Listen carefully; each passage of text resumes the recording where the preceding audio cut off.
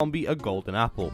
And then I went to bed, because this man's going to need a while to cook before he turns back into a normal villager again. So whilst waiting for that, I took a few swings at the mob grinder, and, well, I saw this skelly boy with diamond booties. This man had hella drip, and I didn't actually know they could spawn with them on. So I killed him, but sadly, no diamond boots for me. So I decided whilst I'm waiting for Mr. Villager over there to cook, I may as well be productive. So I decided to make some more progress on expanding the island some more. Until finally, I got the achievement for curing a villager, so I rushed over to see him, and just look at this beautiful specimen. I love him, and therefore, his name shall be Plooper. Plooper the Great. He shall become my armorer from here on out. But the only problem with that is I need a blast furnace, and, well, I only have 2 of the 5 iron needed. So, you know what that means, right? Mindlessly slaughtering hordes and hordes of defenseless mobs until they drop me the loot that I'm looking for. Oh, but wait, there's another zombie villager. Let me just put him in a boat. Oh, wait, no, I can't, because Sweeping Edge has done what it does best. Absolutely nothing. Anyways, it's fine, because I got another one to spawn and trapped it in the nether accidentally, so I don't know what is going to happen with that one.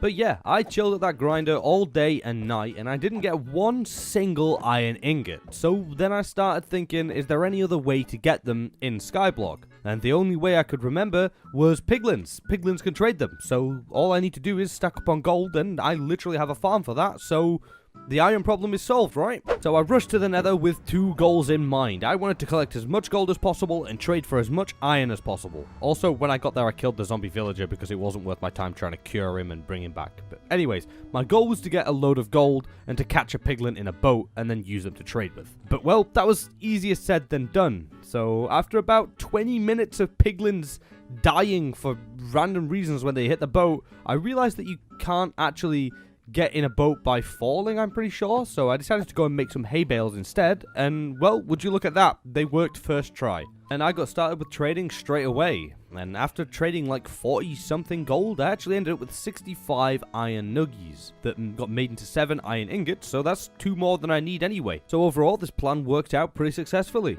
Anyways, I headed back home to start smelting down some of the stone to craft my blast furnace, that I then crafted and placed down to give this man a job, and then I realized that I'd forgotten the biggest thing when it comes to trading with villagers.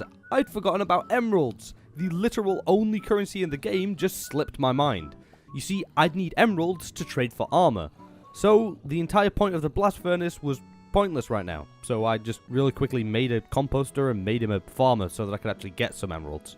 So, Poppers, was that entire time in the nether a big waste of time? Well, no, because I still need a blast furnace for the second villager, so don't worry, we will get use out of it yet. Anyways, after harvesting some crops and trading with the villager, it was getting dark, so I called it a day. On days 29 to 30, I worked on grabbing more cobblestone to expand the island a little bit more so that things were a little more open. And by the end of day 30, all the stairs were finished, and I had now made a start on one of the sides of our new livable area. Okay, so next up, I wanted to branch out to some of the other islands to see if they had anything of use on them. So I started out by heading over to the sprucey snowy island and decided to make my bridge out of wood, because then when I'm done, I can just burn it down afterwards and it wouldn't just chill there being a cobblestone eyesore forever. And I mean, if you ask me, that's a pretty genius idea, however, I never burnt them down. Anyways, I got over to the island and, well, it had a pumpkin and some snow in it, so I decided to gather up all the snow and maybe make a snow golem later so that I could have like an army of them to defend my island. And I also noticed that there was an amethyst cluster or geode or whatever they're called just chilling at the side of the island, but I really wasn't interested in getting anything that it had to offer me. So instead of going and looting that, I patiently waited for a sapling from the spruce tree and, well, I never got one. So I headed back home, put all the stuff from the island in a chest, and then headed over to the mushroom island next. But before setting off, I grabbed my bed to take with me because it was starting to get dark and I really did not want to get stranded over there with phantoms or something attacking me. Anyways, I got over to the island and it was just covered in mushrooms, so I placed my bed down and went to sleep. And on day 31, I harvested the mushrooms and some dirt, and then I returned home to store some stuff away. And to get to work on some other things, like tidying up the center of the island because it was a mess and it was really starting to bother me. So I moved a few things around, and boom, look at this. Look at how much better this looks. And yeah, the villager hut thingy's still there, but it's just another one of those temporary structures that's going to be there for a while. And you also may be wondering what happened to the cobblestone generator, and to that I say, I built an underground platform to store the cobblestone generator, storage, and water source on. So yeah, it keeps the top pretty tidy, and it's pretty cozy down there. And now with all that being done, I took a few swings at the mob farm, ended up getting attacked by a zombie, and then went to bed. Okay, now these are some busy days coming up. You see, I decided to go into the nether and have a look around because my render distance was now higher than it was earlier. And I could see all of the extra nether islands all around me, so I thought it'd be a good idea and worth my while to head over to the fortress to see if there's any cool stuff over there. And when I finally got there, I was expecting like a blaze spawner, but actually all I got was glowstone and nether wart. There really wasn't much else here. It was quite disappointing actually. So I took all the stuff, headed back home, and put it all in a chest. Now I got to work on getting the second villager, so I'd need a second witch and a second zombie villager. So after a while of killing at the spawner, I got a witch and a zombie villager to spawn at the same time, but unfortunately I had to kill the zombie. But it's fine though, because I eventually trapped the witch whilst almost dying to it.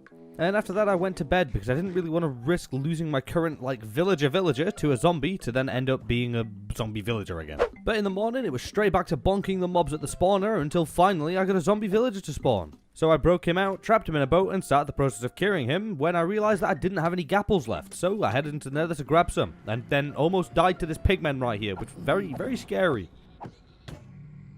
Anyways, I farmed some gold and now we can finally cure him. And after literally all day of trying to get a weakness potion and failing miserably, I went to bed and continued on in the morning, when finally I cured the villager and now I just had to kill some time. So I harvested and cooked up some more of my potatoes and then went to bed. So for the next few days I got up and I checked on my villager who was now completely cured and ready to start work. So I quickly made him an armorer and started the long and tedious process of leveling up both the villagers and collecting as many emeralds as possible. So I got to work on harvesting and growing crops for the next few days whilst trading with the villagers at any given opportunity. And I also expanded the temporary farm a little bit too. Oh, and Wandering Trader spawned, so that was kind of cool, I guess. He really didn't have anything I wanted, but hey, it gets lonely up here in this, like, harsh void. You know, it's nice to have a friend every so often. Anyways, by day 40, I got some insane trades for diamond armor for 1 emerald. I couldn't believe it, so I snatched it all up, and boom, we're now fully kitted out. I mean, just look at this man right here. You can't even touch me. Look at this. Anyways, after purchasing my extreme drip, I dug up all the dirt, and I went to bed. Because on the following days, I worked more on the expansion because, well, I really wanted to get these villagers a home so that I could breed them some more and get more trades for diamond tools and weapons. So, yeah, all I did for 2 days was break wood and place wood and, well, looked damn good whilst doing it. And by the middle of day 43, the third layer was finally finished and the island was starting to get pretty big. Anyways, I got to work on replanting some of the trees and planning out where I wanted to put these villagers. And on day 44, I got to work on building them their home, which isn't really a home, it's kind of like an area that turned out to look like a prison cell, but it'll do for now, okay? It'll do for now. Anyways, now I need to go and grab these annoying boys and bring them to their new house, which is, well, a lot easier said than done, because for some reason, they don't like to move. As a matter of fact, they didn't move at all. I had to forcefully push them all the way there. Eventually, by the end of the day, I had both of them in there, and then I went and made 3 beds. 1 for each of the 2 villagers, and 1 for my soon-to-be 3rd villager if they even decided to move. Anyways, I spent the night with them in the prison. So, on day 45, when I woke up, I noticed that my chests were extremely messy again, so I decided to spend all day just tidying them up and organising everything properly, because there was a lot of stuff just all over. So, yeah, it was kind of a boring day, but I think now is the correct time to tell you about this video's sponsor. It's you. You know, you there just sat there watching this video, laid there watching this video, it's you.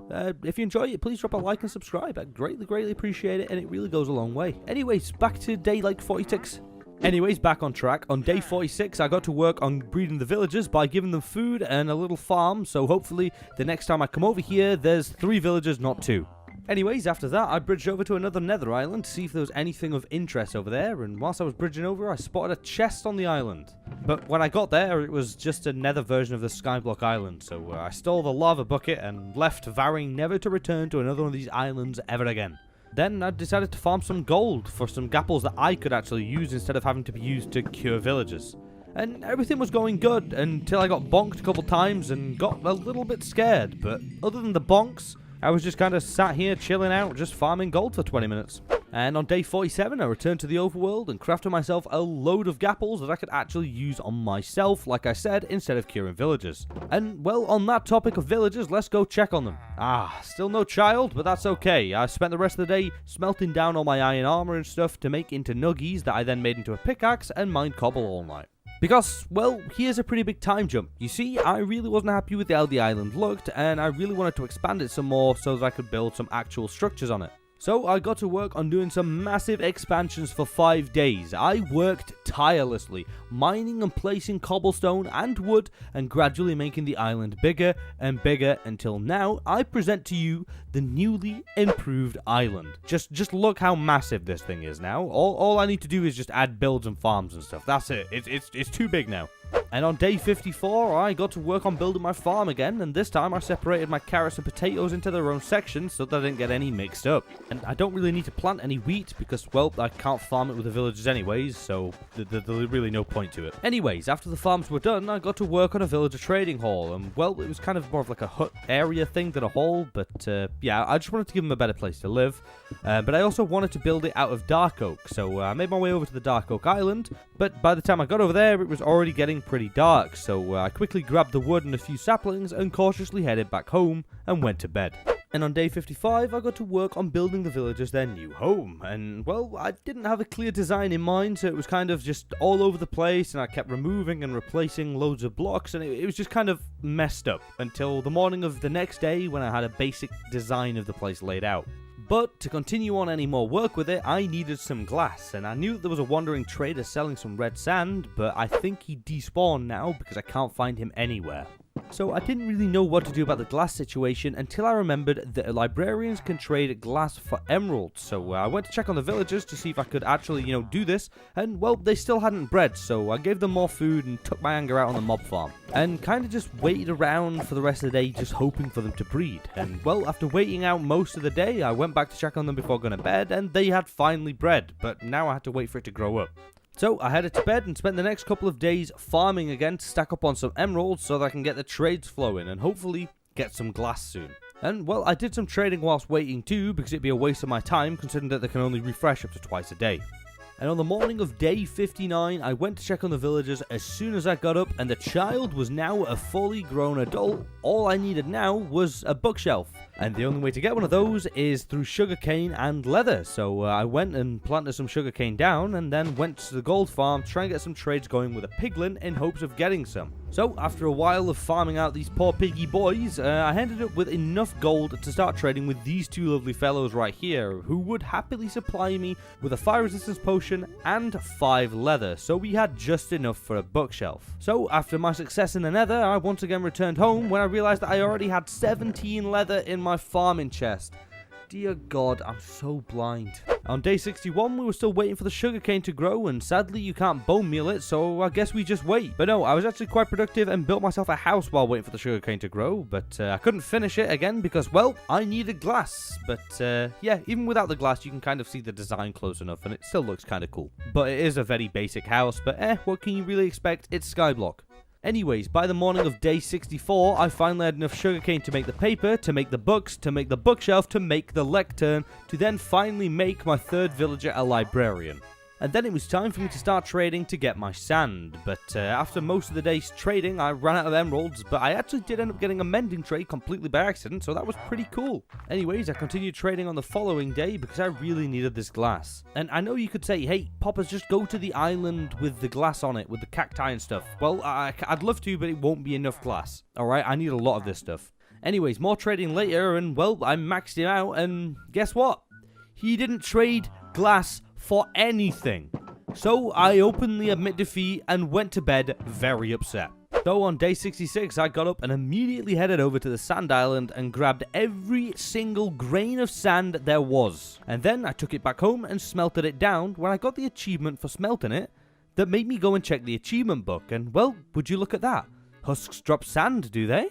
Okay. After reading that, I went to bed, and on day 67, I ran over to the desert island to start expanding it out to try and get some husks spawning tonight, because, well, I've never farmed these things before, so I don't really know what to expect. So I sat in a little shed until nightfall, and, well, not a single husk spawned all night. So at this point, I was feeling pretty defeated, so I just headed home. Now, on the morning of day 68, I wasn't giving up, and I was determined to get sand by trading again. So I went over to the villagers, I gave them another bed, and I gave them more food when I realized that my island was actually way too big to build stuff on. I really don't know why I wanted it this big. But it was starting to become a problem because things started looking very desolate and empty. But anyways, I ended up seeing in the achievements that you could actually go to the end. So I went back into the nether and had a look around the fortress area again for no reason other than a little birdie, aka the site of the map, told me that there was a portal on top of it. And well, would you look at that? There was a portal on top of it. And after finding the end portal, I returned home and threw away a